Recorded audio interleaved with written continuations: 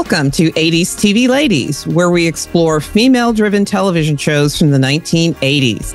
I'm Sharon+johnson. And I'm Susan+lambert+hatem. How are you and your friends doing? January certainly was a tough month in Los Angeles.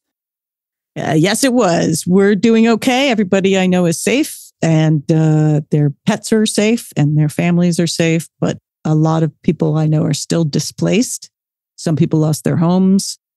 So many in our community lost their school, their church, their synagogue, their business. So it's really pretty tragic. And, but there's also been a huge outpouring of support and community outreach and people trying to help. So in the description, we'll continue to keep some links for where you can volunteer or donate. And if you need to reach out for help, it's going to take, a decade, I think, to recover. I'm not sure Altadena, we're near Altadena in the Pasadena area. And that community is so generational and kind of diverse, working class. And it's got a lot of history and it's been built up over time. And so that is just going to be hard. It'll never be what it was, but hopefully it will be something good and solid and it will recover. Yeah, it's been heartbreaking to watch it from a distance. I still haven't come back into town from the holidays. By the time this airs, I will be back. But happily, none of my friends have lost their houses. I only have one friend who lives in Sierra Madre, she lives about 2 or 3 blocks from the hillside in Sierra Madre, and there were some homes that were burned in that area, but not hers. Just a question of to what degree everybody else is affected, because you just don't know until you get in there. What you're going to find. But as I said, it's been heartbreaking to watch from a distance. But nevertheless, I have been heartened, but not really surprised at the outpouring of support from my fellow Los Angelinos coming together to try to help their neighbors, to try to help strangers, to just try to do something. And that alone has been really heartwarming to see.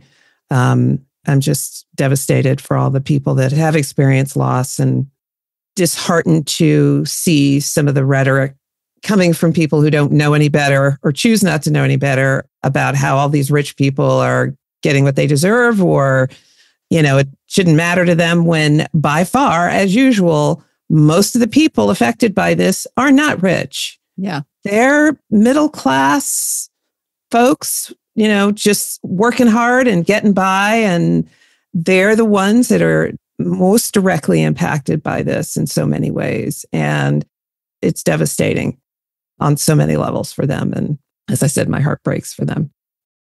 The infrastructure of a community supports a lot of people. Mm-hmm. So we also know housekeepers who have lost their jobs because those homes that they worked at are gone.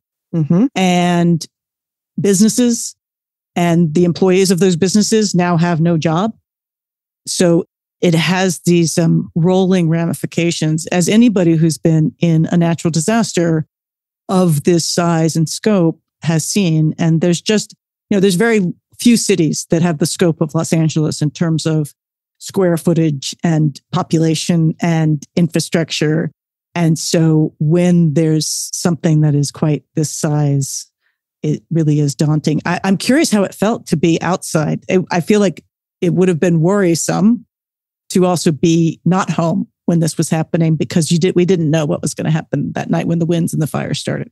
I felt helpless more than anything else. There's nothing I can do. I'm not there. Happily, where I lived, I was not worried about my dwelling going up in smoke. I mean, as I kept telling people, if my place is gone, we have a lot more problems than we do now, because it would have been so much worse than it is. And fire would be spreading into many, many more areas than it already has. So I wasn't worried about it from that standpoint. I was just worried about the people that I know, and especially those in areas that were close to where the fires were or could be, like you guys. I kept watching and looking at maps and where the fire was and the evacuation from that standpoint, I just really felt really helpless. When the fires started, when the wind was blowing and we weren't quite sure which way the fire was going to go, there's always a sense of concern because of just the wind and the embers that were going everywhere. But we had, people evacuate to our home, and it was nice to be able to have that. There was a moment we were like, are we going to all have to evacuate from here to somewhere else? When they moved the warning. So the Rose Bowl is often a staging and or evacuation for large animals. And when they basically were like, Rose Bowl can't be that because it's now under evacuation warning, that's when I think it became like, we might have to be prepared. And we at that point had a lot of people in our house and dogs, and like, where would we take all of us? Yeah. Yeah. But I'm very grateful for our neighbors. We were all kind of constantly in touch, and everybody had people somewhere in the area. And so again, it was a lot of neighbors helping neighbors and the community coming together. And I hope that continues. And I hope that people who are trying to make the worst of it, keep their mouth shut and go away. Yeah. Because if you're not going to help, you don't say a word. Yeah. Yeah. As my mom says, if you got nothing good to say nothing at all. And this is not the time for you to try to make a name for yourself and point fingers. And there are people hurting who need help. And that's what everything should be focused on right now. Yeah. So there's plenty of time for the rest of it. Not now. Yeah. I mean, whatever. So anyway. Namaste. Namaste. Meanwhile, we are here today to talk to the 90s TV babies about Mama's Family. I've been missing the 90s TV babies so much. Yeah. So unfortunately, one of our regular 90s TV babies couldn't join us today. Sergio says hello to everyone, and he will be back soon. Fortunately, though, we have a new special guest star, 90s TV baby, joining us today, and we can't wait to introduce her to you. So welcome back to 80s TV ladies, the smart and sassy, clever and classy 90s TV babies, Serita Fontanesi, Megan Ruble, and the newest member of the 90s TV babies, Sailor Franklin. Welcome back, everyone, and welcome, Sailor. Welcome, Sailor. Welcome, everybody. I'm so happy to see your faces. Yay, Sailor. Thank you. Hi. I'm really excited to be on. So I think we should do a little round of introductions. Sailor, you get to go first because you have the most to say about yourself. Great. Yeah. So tell us where you're from, where you're living now, something joyful that happened, I don't know, last day, month. If you have to go back a year, that's fine too. And what were you interested in? Oh boy. So hi, I'm Sailor. I'm originally from Indiana, but I was born here in California, moved out to Indiana, grew up there. And then recently, like 2 years ago, I've moved back and I've been kind of pursuing art. I'm really into art and storyboarding, but I've really dipped my hands into any sort of like creative medium, like whether it's traditional art, digital art, theater, musicals, directing, video editing, audio editing. The list goes on and on and on. I'm kind of a jack of all trades situation, which is how I came to be friends with Susan. I was really caught off by the very joyful thing. I mean, I'm sure I'm thankful for lots of stuff in my life, but it's hard to pin down one on the spot. I don't know. I'm going to be moving soon, which is exciting. And where are you moving to? I'm moving to Pasadena. Oh, fun. Awesome. That's why everything behind me is in a state of disarray. It's plus with the fires. Currently I'm in Santa Clarita. And so the Hughes fires were kind of scary for a little bit, but then they calmed down. A lot of that going around in the greater Los Angeles area lately. No, it's great. Yeah, just when you thought you were out, those fires pulled you back in. Something about there's earthquakes and fires and mudslides and I don't know, something about the California area or the LA area specifically feels like I don't know. It used to just be earthquakes and then like the fires happened, but they weren't quite like this. Locusts are going to come next. I don't know. Yeah. Serita, it's been a while. Hi, hello, Serita.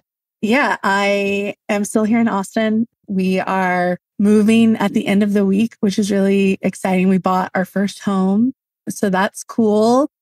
Becoming a landowner. And we're also really excited because I'm 10 and a half weeks pregnant. Congratulations. Oh my God. Thank you. That's so so exciting. awesome. Oh gosh. Congratulations. Thanks, Oh my guys. gosh. Oh my God. Oh my God. Oh my God. Oh boy. I literally cannot wait. How long do we have to wait? So I'm in a planned C-section at 37 weeks. So it'll be like the first week of August. So as a Leo, I am having a Leo. That's very exciting. Oh my For God. anyone who's interested. But yeah, we're going to do a California baby shower and a Texas baby shower. All right. But you let me know. Okay.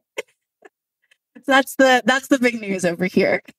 Well, that's huge news and wonderful, wonderful, wonderful news. Congratulations. That's Thank freaking y'all. joyful. So exciting. Megan, you're up. How do you follow that? I'm up. Hi. I'm Megan, and none of my news is that exciting. I am not moving. Still here in NoHo. But yeah, I don't know what is exciting right now. I have a lot of things in the works, which is wonderful, but nothing that I can announce officially yet because we don't have dates. But working on some exciting stuff for 2025 as a producer, which is always fun. I can say this.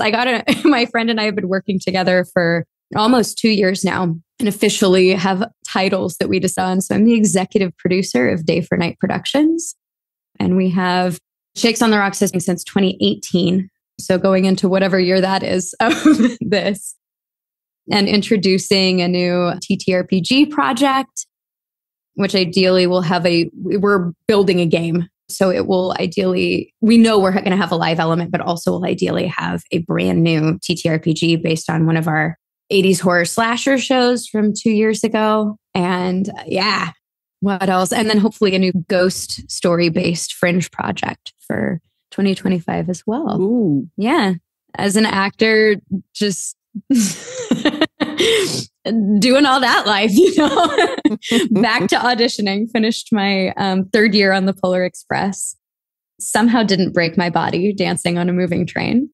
And yeah, just back to auditioning. That is fantastic. It's so good to see all of you just living and doing and moving things forward. That's awesome.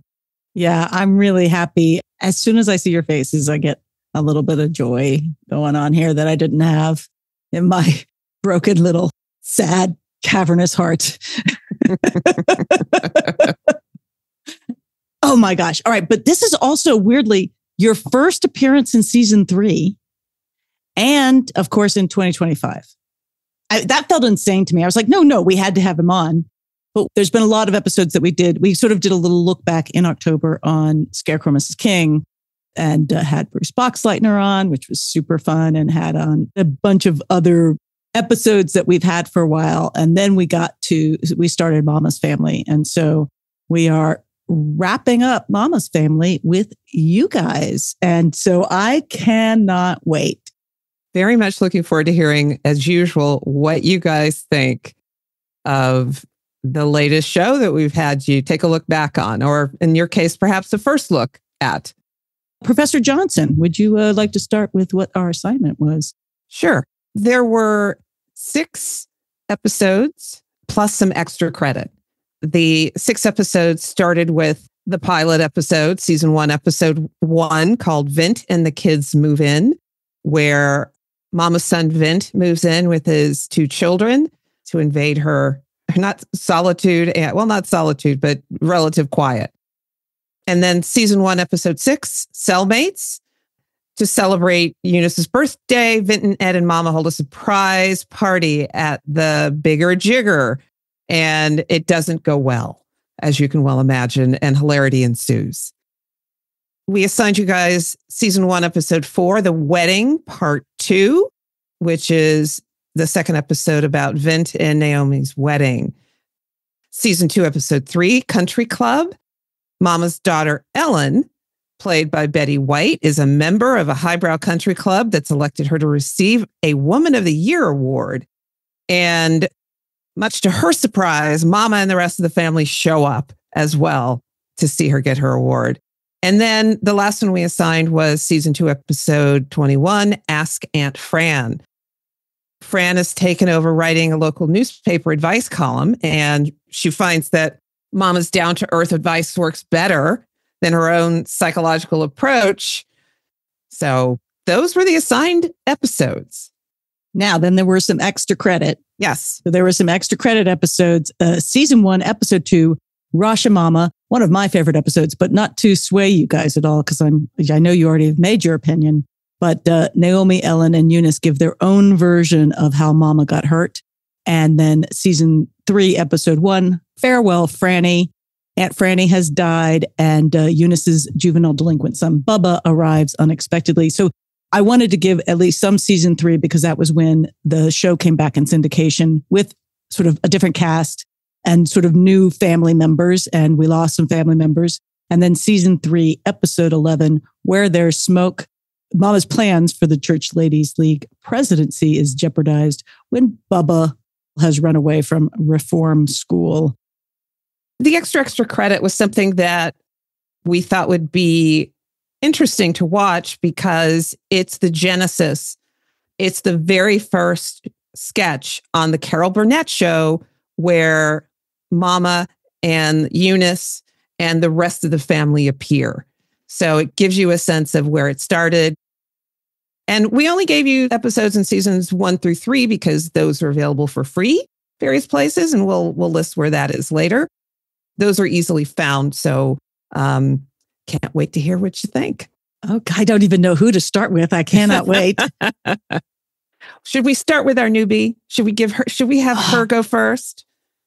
Okay. So general thoughts. What did you think of Mama's Family, the 80s sitcom? Sailor. Pick on the newbie first. It was definitely interesting. I mean, I think I had never heard of Mama's Family before this. I had heard of Carol Burnett. I was only like vaguely aware of, the Carol Burnett Show. Most of what I knew was like from little clips my family would play, especially like the outtakes of all of them cracking up. I did the homework, I did the extra credit, and I did the extra credit because I'm subbing in for my dear friend Sergio, and I've got to step up and show out. So I went back and watched those, and I realized like one of the like clips that I always loved watching with my family about the elephant at the freak show that always cracked everybody up was actually a Mama's Family sketch. I was like, wait a minute, I know this one. And who is that but Carol Burnett and Vicki Lawrence and Tim Conway? Yes. Like I said, I did my homework. I feel like, especially watching the first couple of episodes, I watched straight through episode 1 to episode 4 because I'm like, it's only 2 episodes between, and I got more kind of context for it all. And my brain just kept going, oh, it's like Golden Girls. Which it's sort of like Golden Girls, but I think it was the reoccurring Rue Mclanahan and Betty+white. That was just like, oh, it's Golden Girls. And it's like, it's not Golden Girls. Take a step back, Sailor. Everybody in that show is a lot more at each other's neck than Golden Girls. I don't want to keep comparing it, but that's like my 80s television was Golden Girls and recently Moonlighting. So that was also on your mind as you were watching it too. So it makes sense that's part of what your thought pattern was as you were watching it. I definitely think Mama Harper was my favorite. Just, I love a character that can immediately think of a quick, snappy comeback to say and just lay anybody out. That was a joy to watch. And all of the other characters, I mean, I love Rue Mclanahan, whatever she's in. The husband that came back and lived with them is a bumbling man, as is what I've discovered every man in this series was. I mean, no one in this show was like a fantastic person. They loved and cared about each other, but they were definitely at each other's throats the entire time. And I think this is my modern TV brain talking, but I'm like, it's people who don't quite like each other, but stick together out of love, who do not quite the right thing and are at each other's throats. Like I said, I'm like, this is giving me a little bit of, definitely not to the same extent, but It's Always Sunny in Philadelphia. But they take it to like a farcical extent in that show. I am in no way saying that these are, one and the same. It had a smattering of that. That's so interesting. Oh my God. Okay. That is very exciting. Sarita, I saw you were nodding at some things. I'm curious. Did you know Mama's Family, Carol Burnett, and what'd you think? Yeah, so I don't think I'd ever seen like a full episode of Mama's Family before. It was one of those shows that was like either on really early in the morning or kind of late at night, and you sort of like clicked through. We were certainly a Family Matters house, shocking no one. So yeah, like I wasn't very familiar.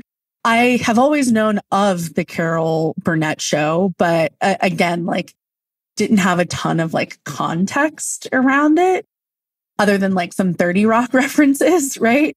So very much like came into it super like, I don't know what I'm getting myself into fully. I 1,000% agree with the It's Always Sunny vibes. Like this is certainly like a much more tame 80s version of It's Always Sunny, sure.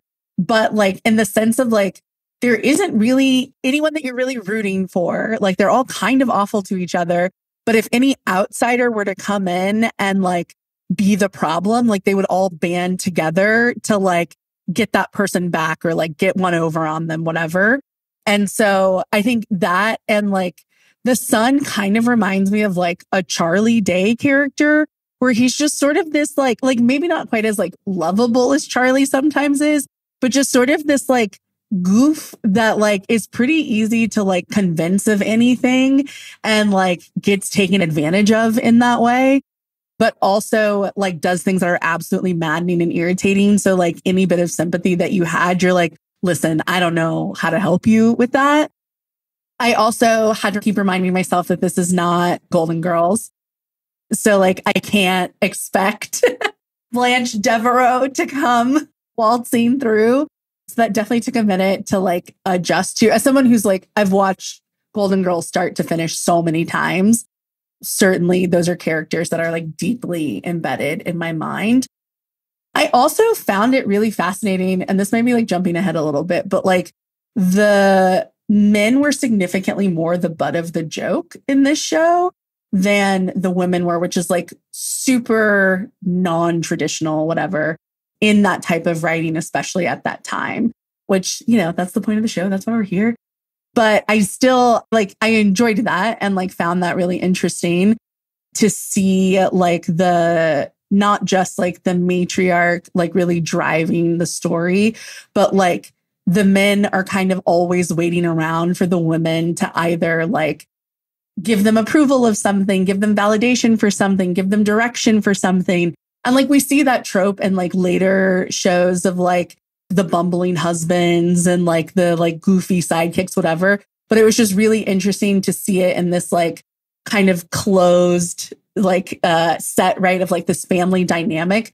Because I also think that oftentimes like when we hear stories of families that like have a matriarch in particular, they're always this like enigma, this like revered, like incredible, huge figure. And like Mama certainly has a personality, but like she in no way is this like esteemed like figure, but still like really commands the family and therefore like pushes the story of the show.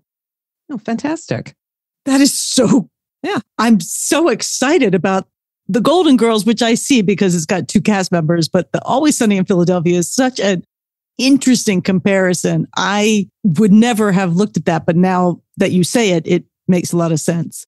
Well, dare I admit, I have never seen one episode of It's Always Sunny in Philadelphia. I'm aware of it, It's but your better person. As a huge Always Sunny fan. You are a better person because you have not watched it. Yeah. Like I just watched the Abbott Elementary crossover and like Quinta Brunson was talking in an interview and she was like, to all my Abbott Elementary fans, if you've never watched It's Always Sunny, you don't need to watch the crossover like with like Abbott Elementary cast in Philadelphia. I'm so scared to watch that episode because it's like it's great. The cast of Abbott Elementary is like, what if the best people who ever existed had a hard time? And Always Sunny is what if the worst people who ever existed just existed? Honestly, it was such a great episode. We can talk about it later, but I had a great time watching. Oh man. Okay. I can't wait. Oh my God. All right, Megan. Hi. I feel like I'm going to chime in on the Always Sunny thing first. I think I do totally see that parallel. Thank you for pointing that out, Sailor. That's so good. I think the only thing where I'm like, oh, this is different is Always Sunny is the worst people of all time doing awful things and still being selfish. They really don't care about it. That's why it's basically a parody in a lot of ways of a sitcom. Whereas like, yeah, everyone in Mama's Family is awful, but they're trying, or at least in the episodes that I watch, they're trying to be better. They're trying to love each other. They're just broken. And I think that's what takes it from being something like Always Sunny, which is very much, again, I love that show. It's hilarious, but this is heartwarming. And I think that's what puts it very firmly in that category is you feel warm because it's people like you who, well, hopefully not ideally like you, but other broken people who are trying to love well. That's what I think is fascinating because we have like in the smack dab middle is Mama's Family, where it's like not the greatest people, but they have a little heart. And then we go to this end of the spectrum, we're going to this end of the spectrum and it's like, It's Always Sunny, which is the worst people ever. And maybe one episode a season, they will have a heart to heart. Mm-hmm. Or like Seinfeld. And it will last for 5 minutes and then it will be immediately undercut with some awful thing that they do. Mm-hmm. And then I think on the other end, on the complete opposite spectrum is Golden Girls, because I feel like in an episode of Golden Girls, it's always like driven by heart. And like every single episode of Golden Girls ends with like, we had an argument and I can't believe we did that. You're my best friend. And let's promise never to do that again. And it's always like a heartwarming ending. And I feel like Mama's Family is like right in the middle there. It's more powered by spite than heart, but it's still there, you know? Yeah. That's my, It's Always Sunny in Philadelphia to Golden Girls sitcom spectrum, I guess. What a great spectrum. What a weird spectrum, but it's perfect. No, and I think that's what, I feel like I always qualify my opinion on here, but I think it is important. I think that's one of the things where like, as I was watching it, I don't think any of them will listen to this. And if they do, I mean it as a compliment. It made me miss one side of my family a whole lot because I was like, oh yeah, my grandmother is absolutely that person who like somebody is always living there, always. And she never wants them. Or she does, but she doesn't. She's always like, I just want to be alone. But somebody's always there. And I've been present for those arguments that are just like, do you guys like, you love each other.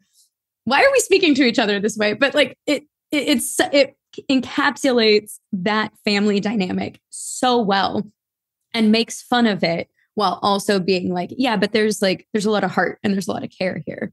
And I think that spectrum that you just set up, Sailor, is so perfect because like reality tends to live in the middle of that, right? And so while it being completely hilarious and very big humor, it felt very real.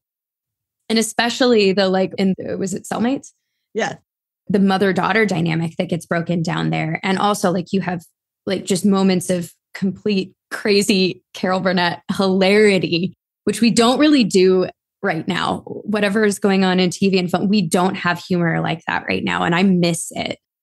And so it's so fun to watch, but then also to watch a heart-to-heart of, yeah, maybe we haven't been to each other what we could be or what we want the other person to be. And maybe part of it is our own fault. Yeah, is such a true mother-daughter dynamic that I see a lot and have experienced a lot. And like, it was so lovely to see that reflected. The other thing I was thinking as I was watching it too is a conversation I've had with multiple people recently of we really don't have sitcoms in a more classical sense anymore. Even like Abbott Elementary, which is technically a sitcom, right? Or, well, Always Sunny we'll put to the side for a second. But like they are constantly growing. There's a tone to Abbott Elementary that is very clear, but like that story is moving forward at all points in time. It isn't like a lot of classical sitcoms that we see that are, you could miss 3 weeks and come back and honestly, you haven't missed anything. You can just pick it back up. There's a recognizable rhythm. It's very soothing. And I think in like our world being extra chaotic in the not even month we've made it through so far, at least in LA and definitely throughout the US as well, that's really comforting. It's really comforting to sit in something that you can engage with the storyline, but if you don't, there's still that pulse to it. There's something that just kind of feels like a warm blanket story-wise around you. And so it was really nice to watch something that had that tone to it. Okay, we're going to take a little break and we'll be right back with more of this fantastic conversation with our 90s TV babies. And we're back. I can't wait. Let's go, 90s TV babies. Serita and Megan, I take it you watched the assigned episodes, but I'm also wondering what exposure, if any, to Mama's Family before we started doing this, or to the characters from the Carol Burnett Show at all. Sailor had mentioned she had seen a couple of videos over time. I don't know if any of those had ever crossed your path at some point. No, I know Carol Burnett in terms of like cultural phenom, right? But like couldn't say like a specific character or sketch or something. So I think also what was interesting for me coming into Mama's Family without having that like context was like, I fully was just like, who are these people? What are these people? Like, I don't know how we got here, right? And like, again, like really only knowing Carol Burnett in terms of like being referenced and like the Carol Burnett Show being referenced in other and like more contemporary shows of like, okay, yeah, like I get who you are as sort of like, yeah, just this cultural figure, but like, I don't really have any like depth to that. Megan, what about you? Yeah, I also came in completely cold. And I thought about looking some stuff up and then I went, no, I'm just gonna watch it. So Carol Burnett came on screen. I was like, oh my goodness, Carol Burnett. But yeah, completely cold. Hadn't heard of the show. Yeah. Now, but you had heard of Carol Burnett. Had you watched any Carol Burnett? I've watched a little bit, and I think I've only seen clips. I don't think I've sat down and actually, I know I have not sat down and watched the Carol Burnett Show, and I probably should because I'd probably love it. But yeah, I've seen clips of certain sketches, but not this one. Yeah. So no clue. That is so fascinating to me. I mean, Carol Burnett was such a cultural, she was sort of the Lucy of her time. And yet she was also like female run variety show. Megan, I would very much say you should go and watch some of the top Carol Burnett, because just as an actress and a comedian, which I know like that is some incredible work. And I will also say that the first family sketch that you guys watched was Roddy McDowell as the son that's come back. That's the Pulitzer Prize winning. Eunice's brother, right? Eunice's brother, yeah. And then the next sketch, because there were a ton of them in the Carol Burnett Show, but the next sketch, Alan Alda is a son that's come back and is a successful commercial illustrator, but they don't understand what that means. So they think he's just out of a job all the time because he works freelance. And so it's just like those two are actually very much sort of establishing kind of what's in some way missing from the Mama's Family sitcom, which is a normal person being dropped in.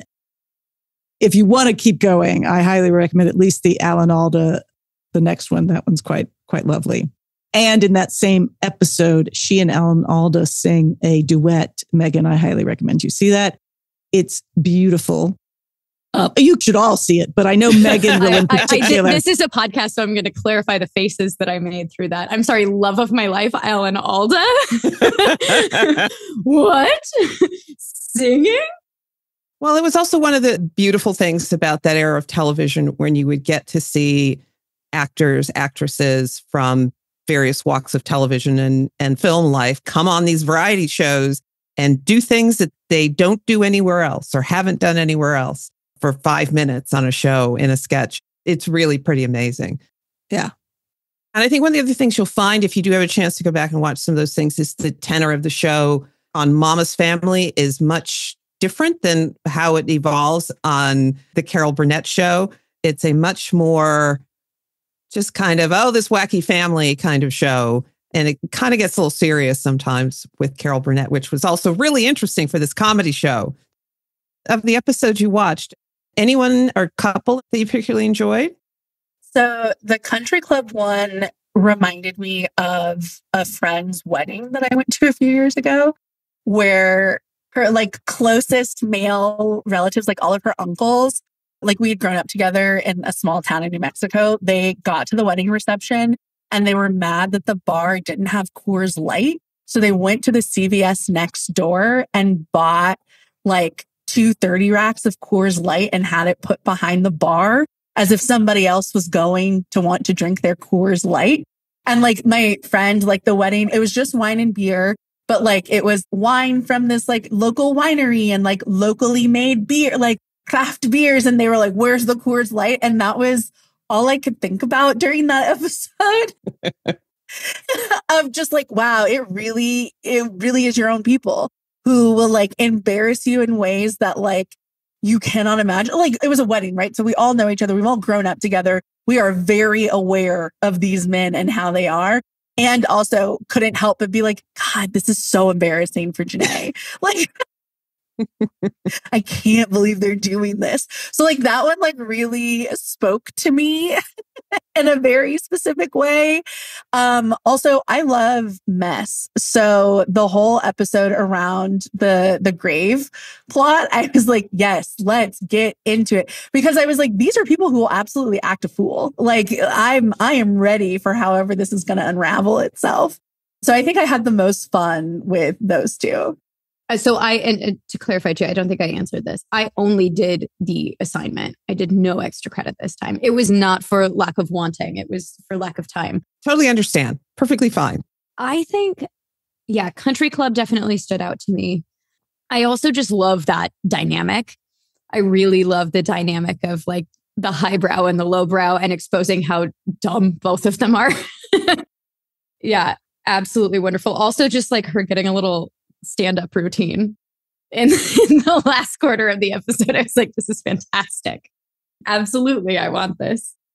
And then, Cellmates, I kind of mentioned it before, but I think I really liked that in a very silly series, there was a moment where we got to be serious.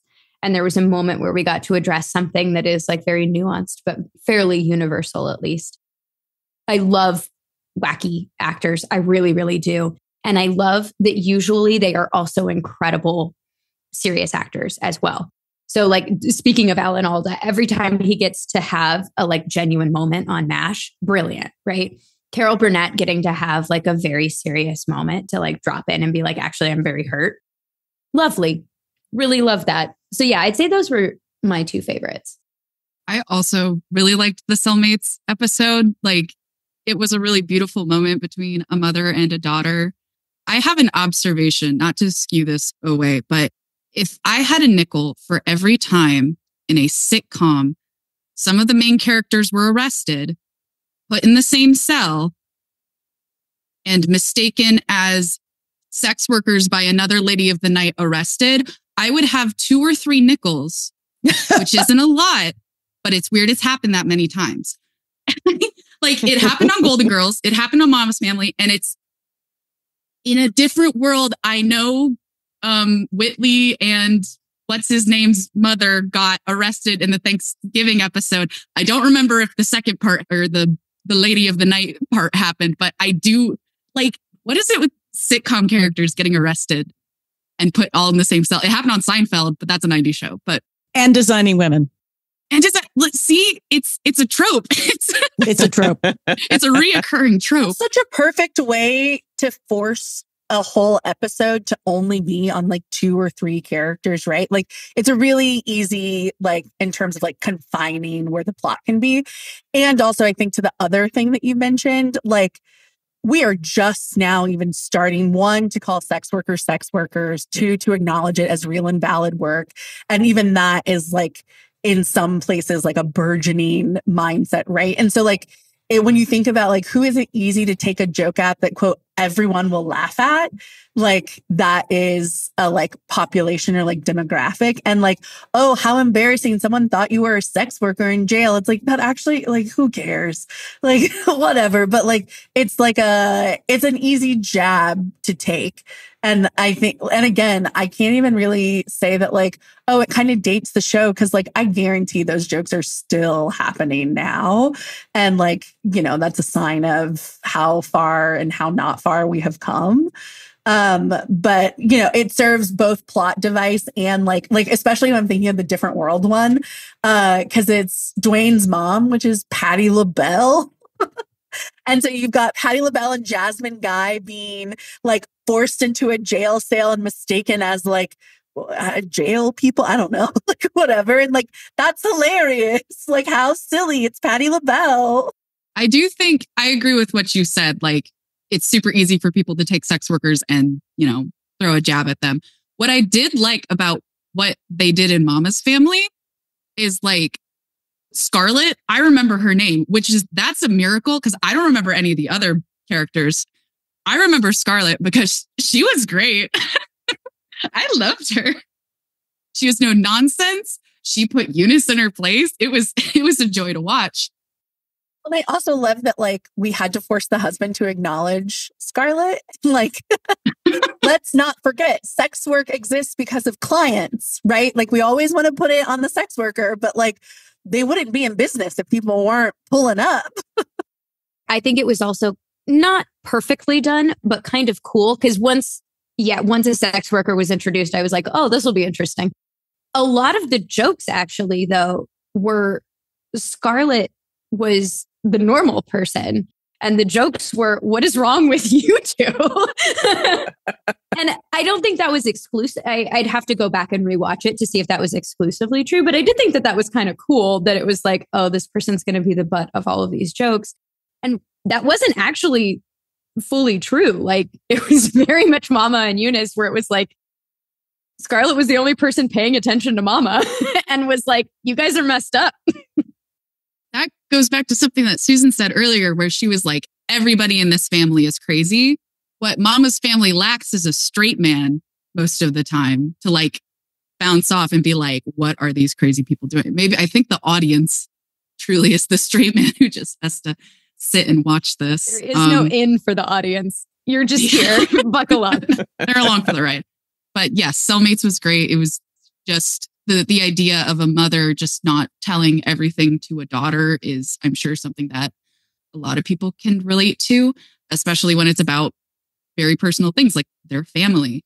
Speaking of, watching this episode made me appreciate something, which is I'm so glad there's like less emphasis on getting married as a young entrepreneurial woman because every woman in this series, almost every woman, hates her husband, despises him, can't stop saying bad things about him, or is worried about her husband cheating or something like that. And I'm like, it's a different time because to me, it's like, well, why did you marry him?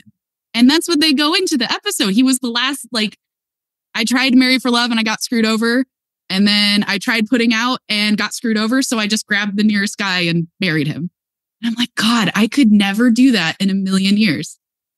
Which is why Aunt Fran is truly the winner in this case, because she never got married. She is. Mclanahan. Like, at least we're like being honest for once, right? Like, there was part of me that kind of appreciated the like, yeah, listen, I got tired of trying and picked the closest guy. Might not be the choice I would make for myself, but like, I think also this is where like living in a small town also really comes up for me of like the number of people that I'm like, you two are miserable and it's obvious. And did you know you don't have to be together? But like people will just pick like the comfort of living this idea, this fantasy, whatever, and make themselves miserable through it. But at least like we're being honest of like, yeah, he's an idiot. Like we're not really that in love, but like I wanted to be married, so I made a choice. And it's like, all right, well, I can respect consenting adults making choices. Cellmates was great, but the real star was Rashomama, which I saw this episode list and I saw Rashomama and I'm like, whoa, that looks like Rashomon.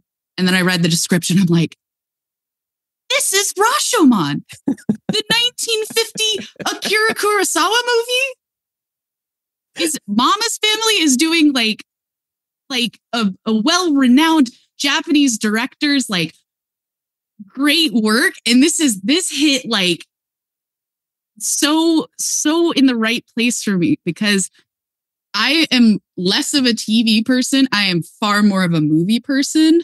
Like 80s television, Golden Girls and Moonlighting. And Moonlighting only happened about 2 months ago. Loving it, by the way. So sad I missed the episode, but... Oh, why did it happen for you? It's because I work for 134 West, which I started doing, learned about Moonlighting, and I was talking to my father, and he's like, oh, they did Moonlighting. They interviewed Glenn Gordon Caron, and like I enjoyed those episodes. And I had gone home for Christmas to Indiana. We were sitting watching Die Hard. And then my dad has mentioned Moonlighting to me many a time, almost always in the context of Die Hard, because we will be watching Die Hard. And every single movie we watch together, we watch so many movies together. He's the reason why I'm such a film buff. But we'll be watching Die Hard and he'll tell me like, did you know that Bruce Willis was a nobody in a comedy show? He was filming that show in the day and filming Die Hard at night, and no one thought he could do it. And that was like the anecdote I heard for years and years and years. And then we finished Die Hard. I'm like, Dad, why don't we watch Moonlighting? And over the course of like the 2.5 weeks I was back, I watched a season and a half of Moonlighting and then kept watching it. This is Mama's Family, and that's the last I'm going to say about it. I could talk about Moonlighting forever, but that bus has left the station. Perhaps another day. Rashomama. I could not believe it. I love Akira Kurosawa. I've watched so many of his movies, and seeing it recreated recreated in Mama's Family with Carol Burnett and Vicki Lawrence instead of Toshiro Mifune. That was crazy. It was great. I thought it was beautifully done. Because that's exactly what happens in Rashomon. It's 3 people telling the same story from 3 different perspectives, and each of them is trying to make themselves look like the good guy. And I adored it. It was great. It was super fun seeing like each person was acting their character, but to like different extremes, because, you know, from one person's perspective, Naomi is just a ditz, and the other perspective, she is a let me find a choice word here. I'm still looking for the choice word. That's not gonna get love bleeped. the hand motion that goes with you finding the word. It was like a yapper. She's just yapper.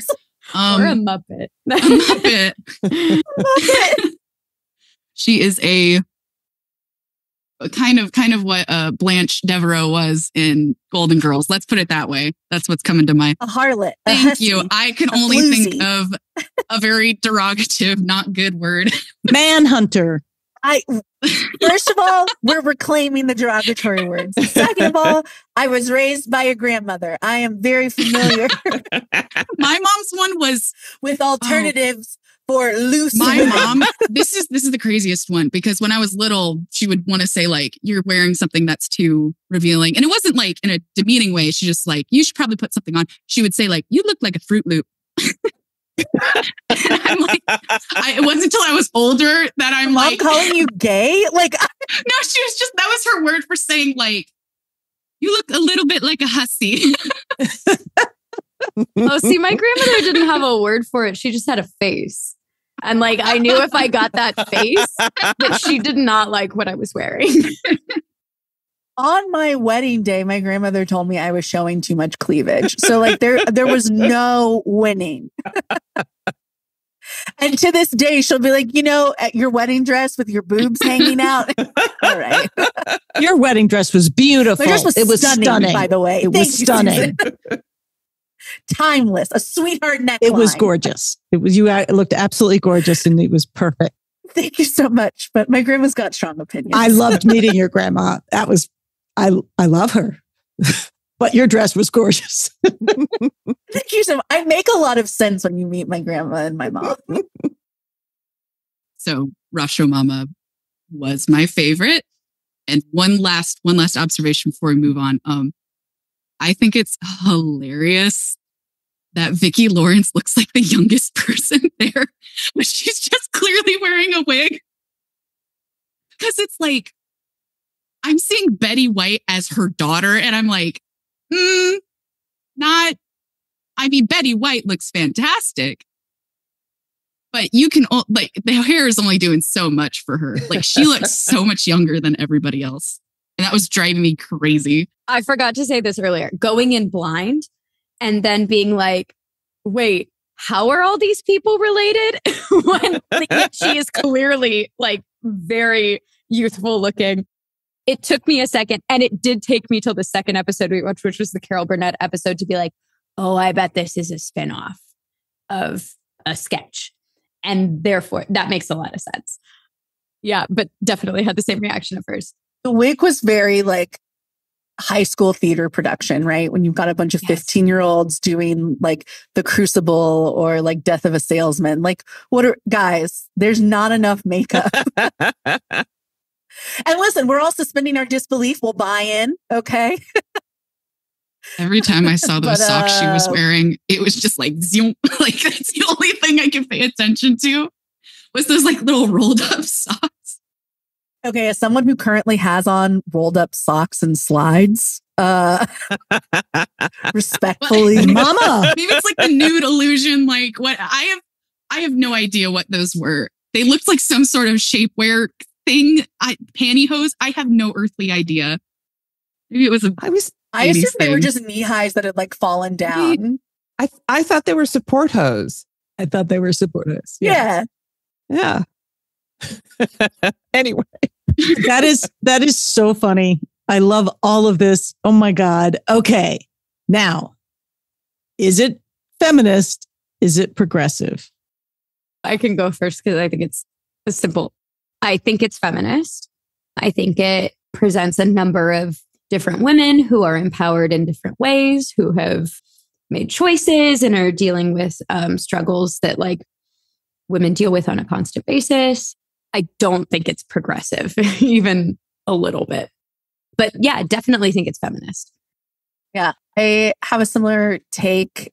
Again, right? We've got a woman lead who's a full character in the context of the show, right? And the men often are the butt of the joke, which I think that is actually progressive for the time, right? Like men got to always just be like the cool, suave guys and this is my dumb wife, like, So it was fun that they were idiots. So sorry to your comment section. There's the usual, like, it's a very white show. Like, it is pretty, like, we've talked about how it's sort of this, like, sweet spot between the It's Always Sunny and Golden Girls spectrum. But still, like, characters are pretty, like, one-dimensional, like, with the occasional, like, really deep conversation or moment. But for a character from already a woman-driven show, the Carol Burnett Show, to the character to be so enjoyed that it got its own show, I think is like pretty incredible. Like I mentioned 30 Rock earlier, right? Like the whole premise of Liz Lemon's character is she's like this modern producer for a Carol Burnett-esque show. The girly show is what it technically is before Tracy comes on. And there's like repeated jokes about, can Liz Lemon be a feminist? Like, is she? pro women because like, you know, we're constantly being held to these other standards. So side note, but yeah, this like random character, like, could you imagine like the Kristen Wiig, like Target lady, like she got some ads, but like getting her own show, like that's wild. Like we'd be like that. Like, what do you mean? So I think like in terms of saying like, yes, women are funny and yes, women can carry a whole show in a script. I think it's very progressive in that sense. Obviously the content, most did not age well. And that's the reality of a lot of these shows.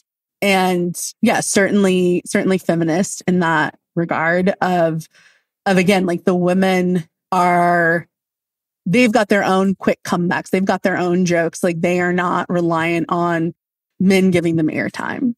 I believe it's feminist. I initially was struggling a little bit because in my mind, I had the idea that like the men are frankly idiots in this show, but being mean to men does not equate to feminism.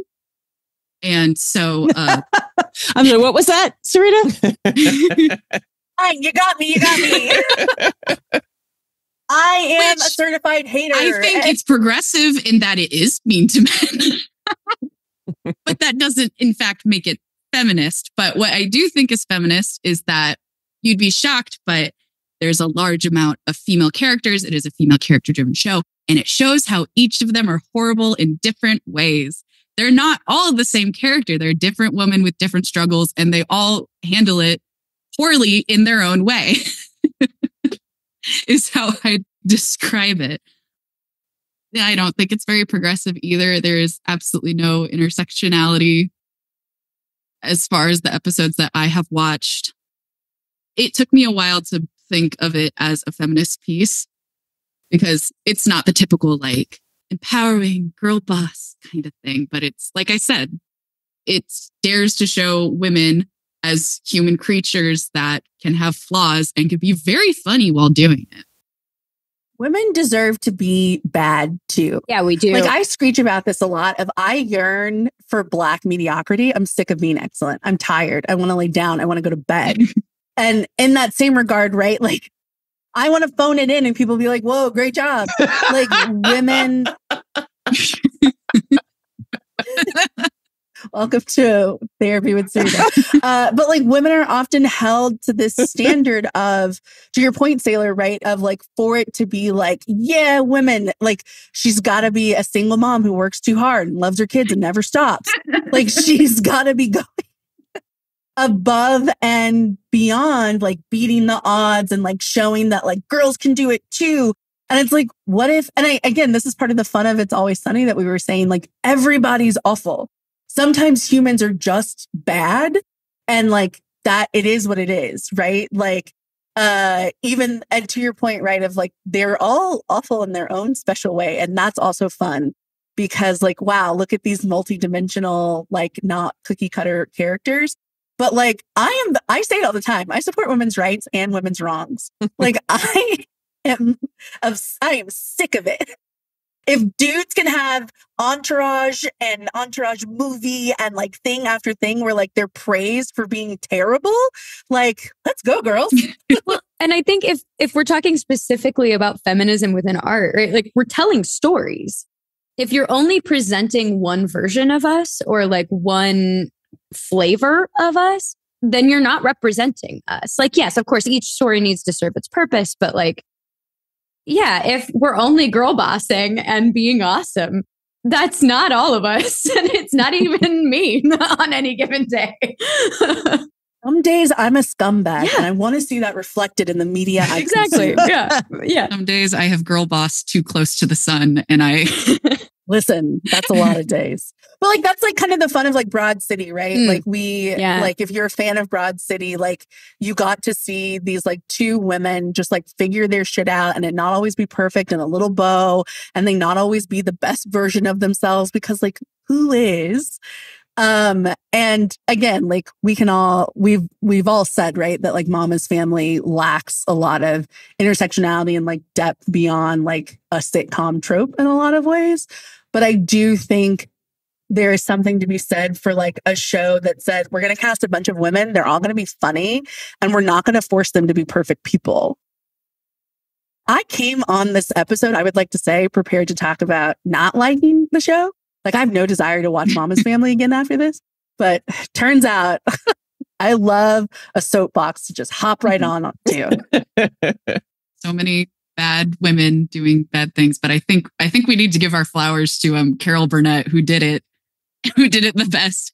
Eunice is so much fun to watch be just marching around that studio, making I have notes, viewers at home, I have notes, and I literally have written down Carol Burnett look, where she tilts her face up, but she's continuing to like stare down whoever she's looking at. And it's the funniest thing. And I kept noticing it, that I literally have it in my notes with a little doodle of Carol Burnett's face doing it. She's a menace and it's great. That is so funny. So did you like it? And Serita just answered it. Yeah. I mean, like I said, like I have no desire to keep up with Mama's Family. After this, like I got what I needed out of it. But turns out I had a lot of strong feelings. I did enjoy it, but I don't know if I'd continue with it. And I'm going to go back to my now patented, on sale soon, sitcom spectrum of, horrible people to full of heart. And I feel like Mama's Family's in the middle, but I feel like if I want to watch bad people doing bad things, I'll go watch It's Always Sunny. And if I'm feeling in the mood for something a little more joyful, I'll go watch Golden Girls. Like it's good. I enjoyed my time. I feel like I might spend it somewhere else though. For your patented copy of the Sailor Franklin sitcom spectrum, you can Venmo $3,000 directly to their account. The link will be in our description.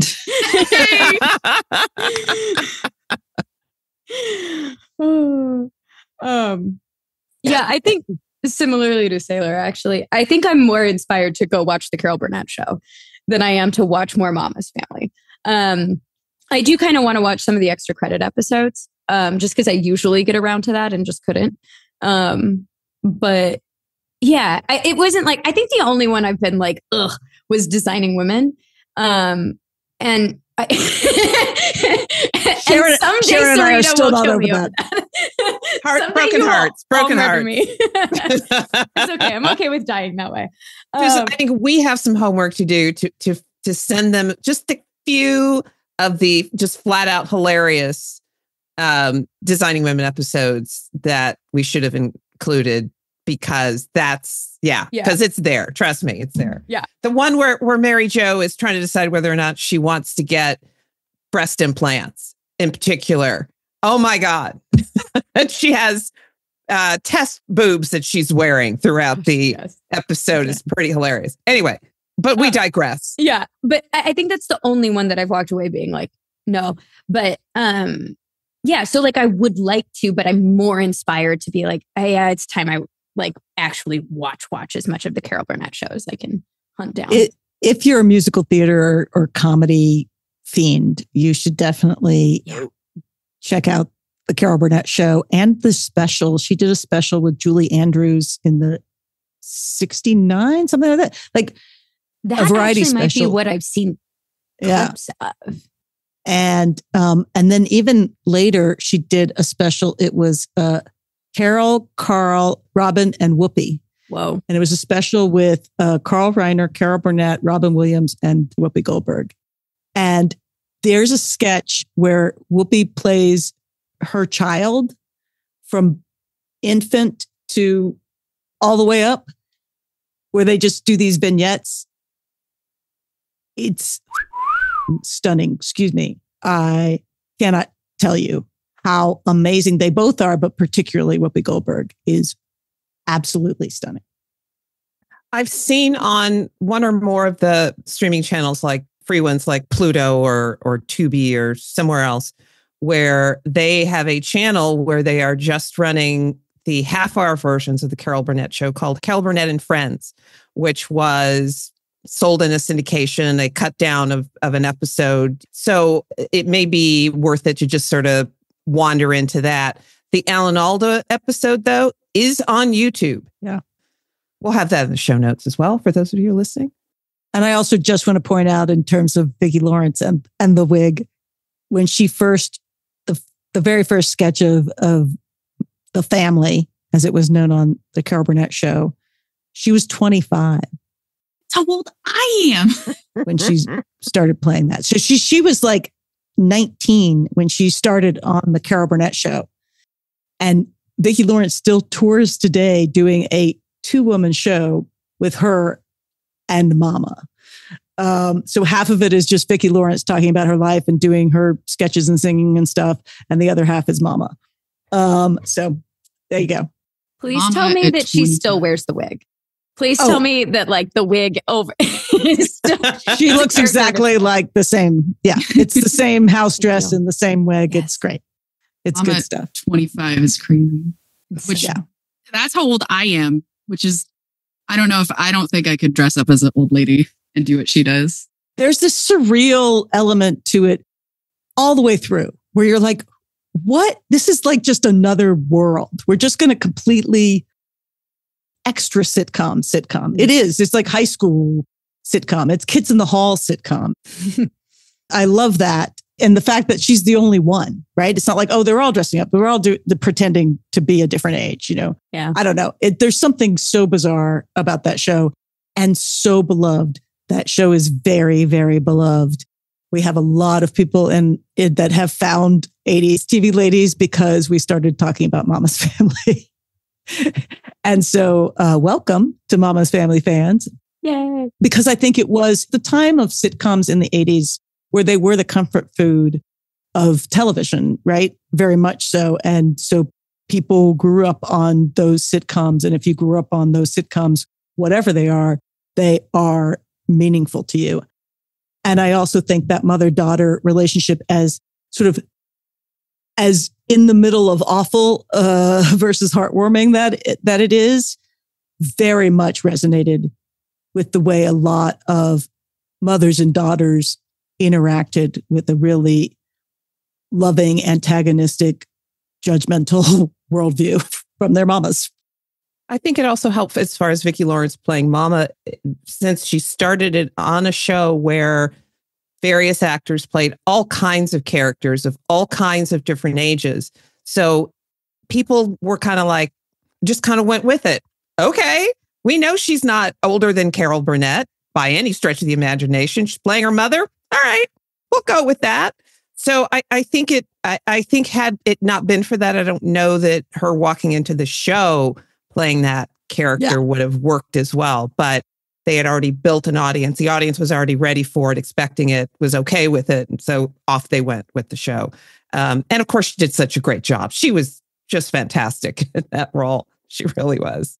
Well, I do think it's worth thinking about too, because like we're in an era of hyper realism, which I love personally, but also it's worth thinking about what we lose by clinging to that, right? Of being like, oh, well, she can't, she's only 25. And it's like, she did, and she did great.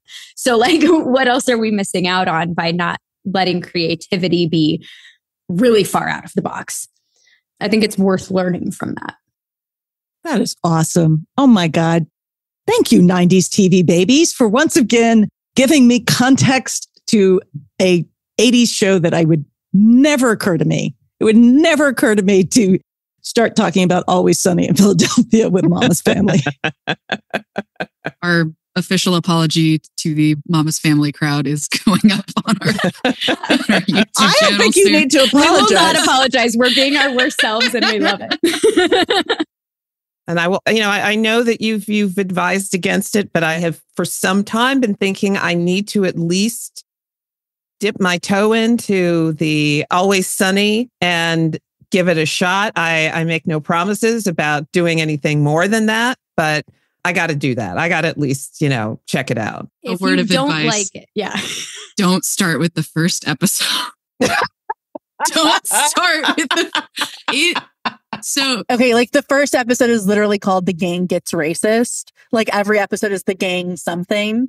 So like, listen, we said from the jump, they are all terrible people doing terrible things. No one's redeemable. Well, I feel like we should give you homework. We can send you a list. Okay. Of always sending. Yes. Yeah. Okay. Because I have I'm obsessed with Charlie Day, and so like I have certain favorites. I mean, like you're gonna have to watch the Dayman episode. Like it is okay. I like this episode of the show.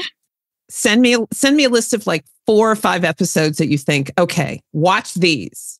Oh, yes, I will do it. I promise. I will watch it. And then we will post them for 80s TV Ladies listeners.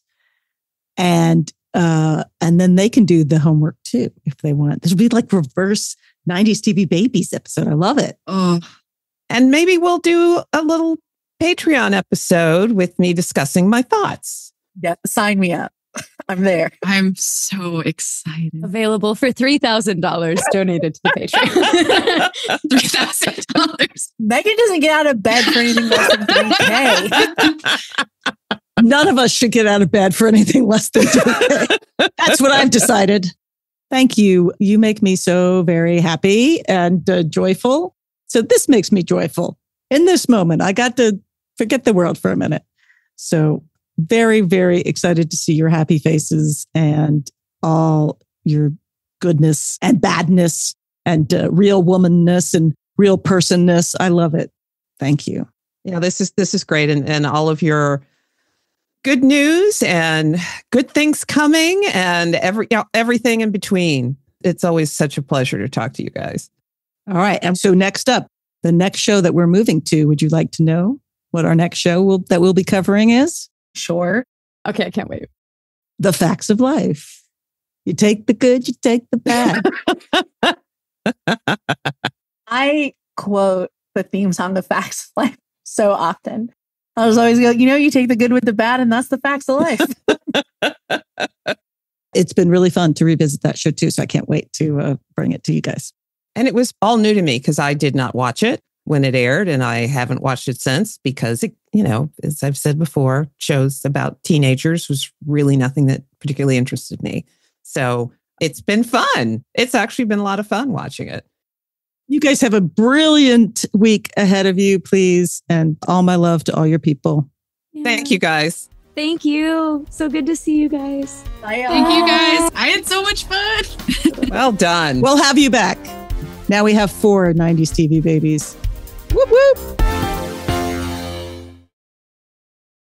For today's audiography, you can find the first 3 seasons of Mama's Family free on Pluto TV, and some episodes are also on YouTube. The entire series is available for sale on Amazon and Apple TV. And you can find the 90s TV Babies episode assignments and links to where you can watch them in our description. Links for donations, volunteering, and support around the Los Angeles fires will also be in our description. Stay strong, Los Angeles. That's a wrap for this episode. Thank you all for listening, and thank you for your feedback and comments. We love hearing from you. Please send us messages at our website, 80stvladies.com. That's 80stvladies.com. And reach out on Instagram, Twitter, Facebook, at 80s TV Ladies. Hey, if you're liking the podcast and if you want to support the podcast, go to patreon.com/80s TV Ladies. Hey, Sharon, you know what? Do you remember a song, Skinamarink, or a show called The Elephant Show? I do. I do not. I could sing Skinamarink for you. Please don't. Okay, all right. But our next episode takes a look at a Canadian musical children's show that became a hit in the United States, mostly because of the Skinamarink song. Tune in for this delightful episode with Sharon Hampson and her daughter, Randy Hampson, talking about being the musical sensation Sharon, Lois, and Bram in the 1980s and how they translated into a children's television show. Skinamarink-a-dinky-dink, skinamarink-a-doo. As always, we hope 80s TV Ladies brings you joy and laughter and lots of fabulous new and old shows to watch. all of which will lead us forward toward being amazing ladies of the 21st century. Let's do it.